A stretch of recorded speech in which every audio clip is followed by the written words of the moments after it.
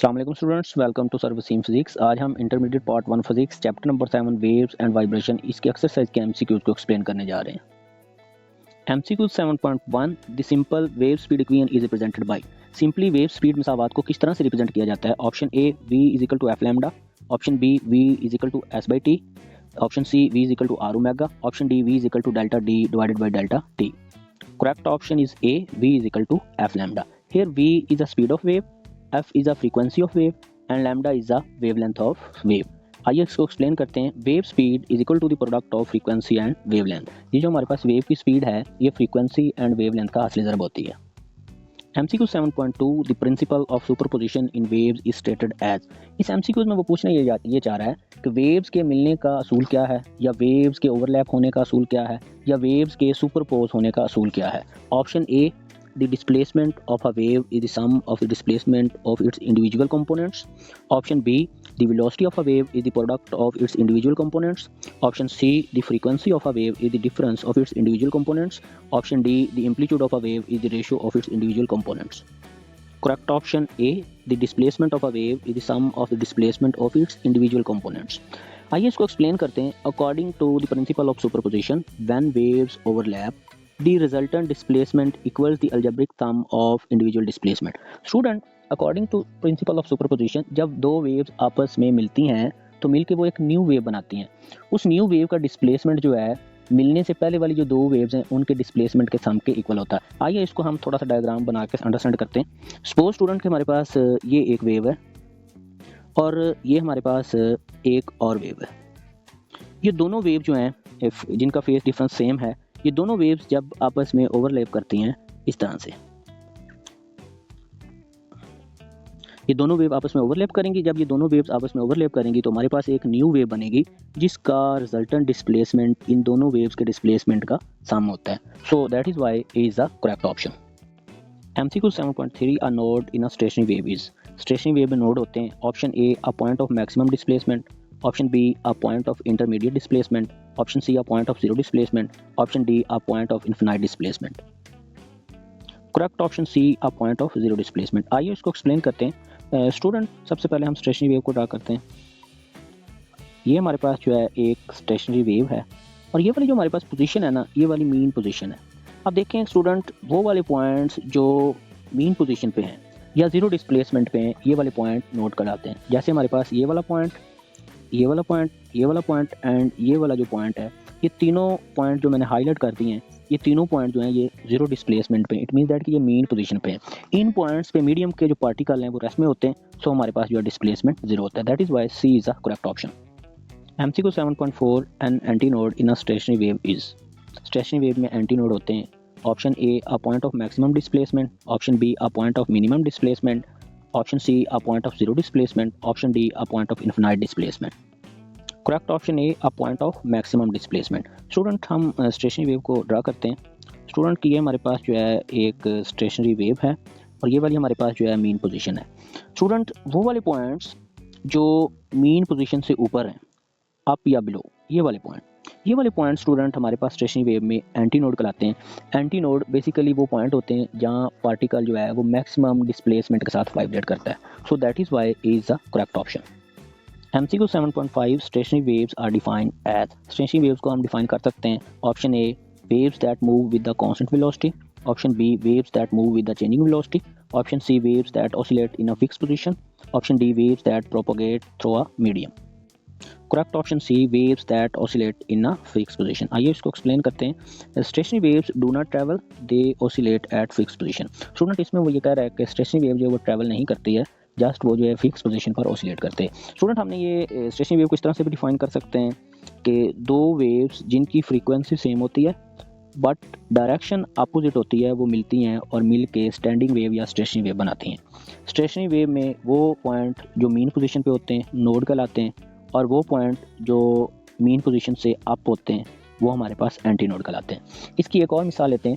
फ़र्ज़ करें कि रस्सी के एक एंड को फिक्स कर दें और दूसरे एंड को हाथ में पकड़ के एक ज़ोर से झटका दें। इस रस्सी की मदद से बनने वाली जो वेव होगी वो भी हमारे पास स्टेशनरी वेव होगी। सो सी इज़ द करेक्ट ऑप्शन कि हमारे पास स्टेशनरी वेव के अंदर जो वेव्स हैं वो फिक्स पोजीशन पर ऑसिलेट करती है। MCQ 7.6 harmonics are option A integer multiples of a fundamental frequency, option B integer submultiples of a fundamental frequency, option C random frequencies, option D non-integer multiples of a fundamental frequencies. Correct option A integer multiples of a fundamental frequency. आइए इसको explain करते हैं। Harmonics are frequencies that are whole number multiples of the fundamental frequencies. इसको mathematically हम इस तरह से भी लिख सकते हैं कि F N is equal to N F one. So इस तरह से हमारे पास बेसिकली हार्मोनिक्स फ्रीक्वेंसी की एक सीरीज होती है जो कि whole number multiple of fundamental frequency के इक्वल होती है। MCQ 7.7 the result of constructive interference between two waves is represented as। दो वेव के दरमियान कंस्ट्रक्टिव इंटरफेरेंस का रिजल्ट किस चीज़ को रिप्रेजेंट करता है? Option A a decrease in amplitude, option B an increase in amplitude, option C no change in amplitude, option D a shift in phase. B is a correct option an increase in amplitude. आइए इसको explain करते हैं। Student हमेशा याद रखिएगा constructive interference के अंदर जो पाथ डिफरेंस होता है वो इंटेग्रल मल्टीपल ऑफ वेवलेंथ होता है। इट मीन्स दैट कि जब हमारे पास दो वेव्स आपस में मिलती हैं तो उनका डिस्प्लेसमेंट ऐड अप होता है और ऐड अप होने के बाद नई बनने वाली जो वेव होती है उसका डिस्प्लेसमेंट या उसका एम्पलीट्यूड जो है वो इंक्रीज हो जाता है। That is why B is the correct option.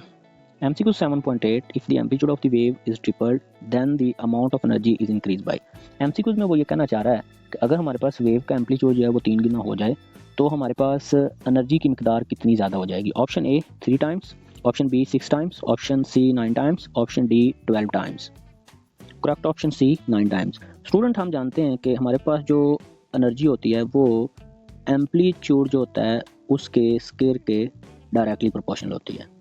तो जब हमारे पास जो है वो एम्पलीट्यूड जो है वो 3 टाइम हो गया तो इसका जब हम स्केयर लेंगे तो हमारे पास जो एनर्जी है वो 9 टाइम्स हो जाएगी। So that is why C is a correct option. MCQ 7.9 what type of waves do headphones use to produce sound. Student जब हेडफोन जो है वो यूज़ किए जाते हैं तो उससे पैदा होने वाली साउंड की वेव किस टाइप की होती है? Option A electromagnetic waves, option B mechanical waves, option C pressure waves, option D longitudinal waves. Correct option D longitudinal waves. Student हम जानते हैं कि हमारे पास हेडफोन के जरिए जो साउंड प्रोड्यूस होता है क्योंकि साउंड जो है वो एक वेव है, it means that in other words sound wave जो है वो लॉन्गिट्यूडनल वेव होती है। ये हम पहले भी पढ़ चुके हैं और हमें पता भी है कि साउंड वेव जो है वो लॉन्गिट्यूडनल मैकेनिकल वेव्स होती है। MCQ 7.10 the typical frequency range of microwave is. Microwave की आमतौर पर फ्रीक्वेंसी की रेंज होती है। Option A 10⁻³ to 10⁻5 hertz, option B 10⁻5 to 10⁻7 hertz, option C 10⁻7 to 10⁻9 hertz, option D 10⁻9 to 10⁻11 hertz. Correct option D 10⁻9 to 10⁻11 hertz. Student हम जानते हैं कि microwaves lies in the frequency range from about 10⁻9 to 10⁻11 hertz. MCQ 7.11 the bending of waves around an obstacle is called. Wave का किसी रुकावट से bend हो जाना कहलाता है। Option A refraction, option B reflection, option C diffraction, option D interference. Correct option C diffraction. आइए इसको एक्सप्लेन करते हैं। Diffraction is the bending of waves when they pass around obstacles or through narrow opening. Basically student जब wave जो है किसी तंग रास्ते से या किसी रुकावट से गुजरती है तो वो बेंड हो जाती है। वेव की इस प्रॉपर्टी को हम डिफ्रैक्शन कहते हैं। That is why C is the correct option. MCQ 7.12 the Doppler effect used in astronomy is for. Doppler effect को एस्ट्रोनॉमी में हम किस लिए यूज करते हैं? Option A measuring the diameter of stars, option B determining velocity of galaxies, option C analysing properties of black holes, option D studying behaviour of electromagnetic waves. Correct option B determining velocity of galaxies. आइए उसको explain करते हैं। The Doppler effect helps astronomers measure the speed of galaxies by observing shifts in spectral lines. Student basically जो Doppler effect है ना इसकी मदद से जो एस्ट्रोनॉमर है वो डुपलर शिफ्ट का कंपेयर करके या डुपलर शिफ्ट की वजह से गैलेक्सी की स्पीड या वेलोसिटी को कैलकुलेट करते हैं। फॉर एग्जांपल के कोई गैलेक्सी जब मूव कर रही होती है वो या तो करीब आ रही होती है या दूर जा रही होती है। जब कोई गैलेक्सी करीब या दूर मूव कर रही होती है तो उससे आने वाली रोशनी की वेवलेंथ में चेंज आता है। कैसे चेंज आता है? फॉर एग्जांपल जब कोई गैलेक्सी जो है वो ज़मीन के लिहाज से दूर जा रही होती है तो उसकी वेवलेंथ इंक्रीज़ हो जाती है। जब उसकी वेवलेंथ इंक्रीज़ हो जाती है तो वो हमें देती है रेड शिफ्ट।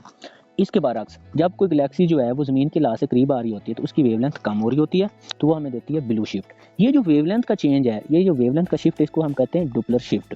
और इसी डुपलर शिफ्ट की मदद से हम गैलेक्सी या स्टार जो है उसकी स्पीड को कैलकुलेट करते हैं, जिसका फार्मूला हमारे पास ये है V = C delta lambda = lambda naught. यहाँ हमारे पास C is a speed of light, delta lambda is a Doppler shift या change in wavelength, and lambda naught जो है हमारे पास ये ओरिजिनल वेवलेंथ है जब हमारे पास गैलेक्सी जो है वो रेस्ट में होती है। सो बाय यूजिंग दिस फार्मूला हम जो है गैलेक्सी या स्टार की स्पीड को कैलकुलेट कर सकते हैं। Student according to smart syllabus 2025 जो एमसीक्यू हमारे सिलेबस का हिस्सा नहीं है वो नोट कर लें 1, 3, 4 एंड 9। ये वाले एमसीक्यू जो है हमारे सिलेबस का हिस्सा नहीं है, इन एमसीक्यूज को करने का कोई फ़ायदा नहीं है, सो इन एमसीक्यूज को आप स्किप कर सकते हैं। स्टूडेंट मैं उम्मीद करता हूँ आज का आपको हमारा लेक्चर पसंद आया होगा। नेक्स्ट लेक्चर तक मुझे दीजिए इजाज़त। अल्लाह हाफिज़।